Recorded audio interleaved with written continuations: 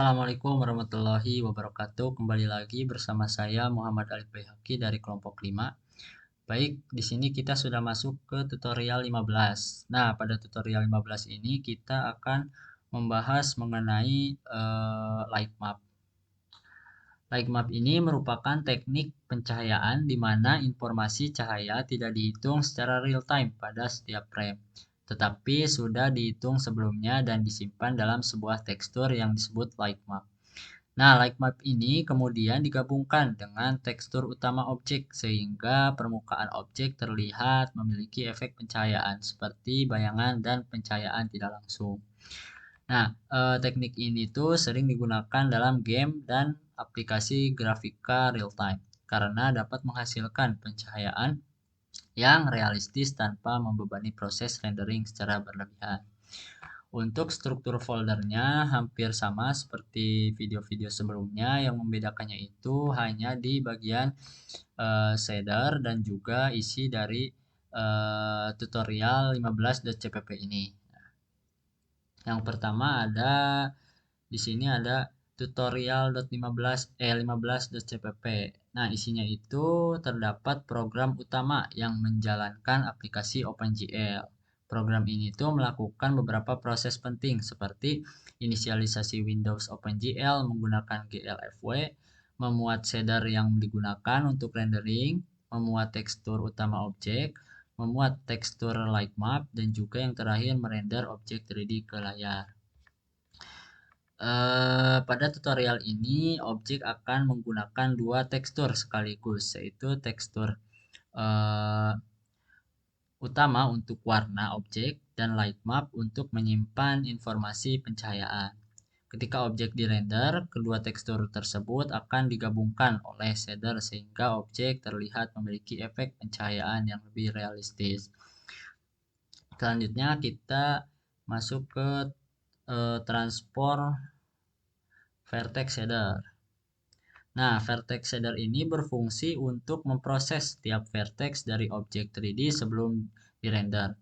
Pada shader ini dilakukan transformasi vertex menggunakan matrix model view projection atau MP dengan perintah GL position sama dengan MVP ya. Ini. Nah, transformasi ini digunakan untuk mengubah posisi vertex dari model space ke clip space sehingga objek dapat ditampilkan dengan perspektif yang benar pada layar.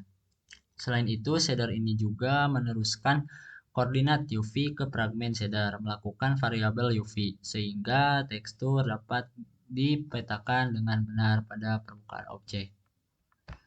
Kurang lebih seperti ini untuk codingannya. Dan selanjutnya ada tekstur fragmen shader LOD. Nah, fragmen shader ini tuh bertugas untuk menentukan warna akhir setiap pixel pada objek. Pada shader ini, warna pixel diambil dari tekstur light map menggunakan perintah color sama dengan tekstur. Nah, yang ini. Shader ini akan membaca nilai warna dari tekstur berdasarkan koordinat UV yang dikirim dari vertex shader. Nilai tersebut kemudian digunakan sebagai warna pixel pada permukaan objek. Parameter tambahan -2.0 digunakan untuk mengatur level of detail atau LOD pada tekstur samping yang menentukan tingkat detail tekstur yang digunakan saat rendering. Nah, lanjut kita running aja ya untuk si tutorial 15 ini. Bagaimana hasilnya kita akan lihat. Seperti biasa, setup startup project.